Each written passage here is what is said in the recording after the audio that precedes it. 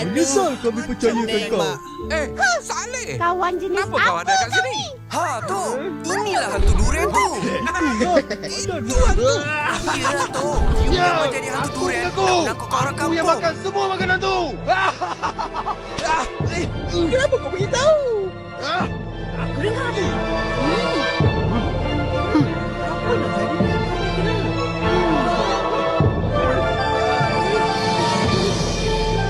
Oh, masa nak kawan dengan kami, pandai kau berkata-kata manis. Tapi satu pun tak ditunaikan.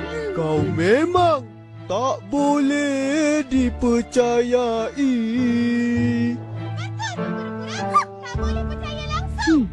Ingat semua, kita kena berhati-hati apabila memilih sahabat. Jangan mudah percaya pada kata-kata manis. Dia ni sebenarnya pemburu haram. Betul-betul. Oh, ini kerja kau Saleh. Patutlah baju aku tak siap-siap. Ya, aku tu. Aku yang makan semua makanan tu. Oh, lu ikut saja. Sekarang lu ikut gua masuk lokap. Lokap? Apa nama kau beritahu? Hei, salahlah. Mana boleh suka-suka tangkap binatang terpelihara? Saya tak tahu.